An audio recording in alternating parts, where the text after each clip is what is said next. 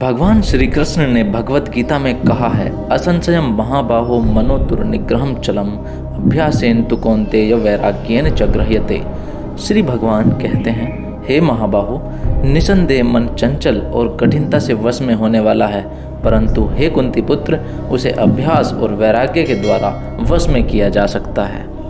सामान्य रूप से मन चंचल होता ही है, परंतु ऐसा होने से लाभ कम और हानियां अधिक हैं। इसलिए कई बार कुछ ऐसे काम हो जाते हैं जिन पर हमें शर्मिंदा भी होना पड़ता है। अब चूंकि मन को नियंत्रित कर पाना वास्तव में कोई सरल कार्य तो है नहीं, पर यह जरूरी इसलिए हो जाता है क्योंकि इसके अनियंत्रित होने से हमारे सबसे महत्वपूर्ण कार्य संपन्न ही नहीं हो पाते।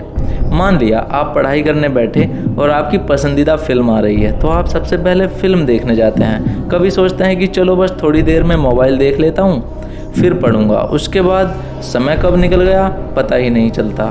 मन तो विचलित होता ही है और सबका होता है, पर जैसा कि आपने विचार किया होगा कि जब भी आप कुछ नया विचार लाते हैं, नया काम शुरू करते हैं, तो मन भटकना शुरू हो जाता है। और प्रकृति भी कितनी चालाक है, वो आपके काम के आगे नए नए व्यवधान लाती है।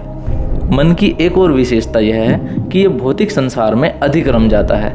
कुछ हमारी आदतें भी ऐसी ही होती हैं। सच तो यह है कि मन को कंट्रोल करने के लिए हमें सबसे पहले भगवान श्री कृष्ण को फॉलो करना होगा। जैसा कि उन्होंने कहा है, मनो दुर्निग्रहम चलम, मन चंचल है और कठिनता से वश में होने वाला है। अभ्यासेन वैराग्येन च गृह्यते, अभ्यास और वैराग्य के माध्यम से वश में किया जा सकता है। मन की चंचलता को रोकना पड़ेगा और इसकी हठधर्मिता को अपनी हट से जीतना होगा। काम बड़ा ही कठिन है। केवल और केवल जिस काम पर हम फोकस कर रहे हैं उसके अलावा हमें कुछ दिखाई नहीं देना चाहिए। मन को वश में रखने के लिए शरीर के अंदर एक आग भी होनी चाहिए। कुछ भी हो जाए, बस मन को भटकने नहीं देना है।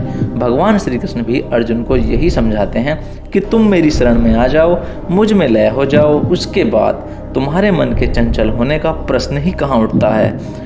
तुम्हारे वश में तुम्हारा कर्म है, शेष सब मैं देख लूँगा, बस तुम लगे रहो।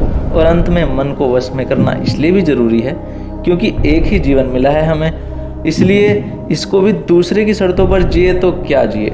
तो दोस्तों, एक और बेहतरीन विषय के साथ हम आपको मिलेंगे अगली वीडियो में। तब तक के लिए धन्यवाद।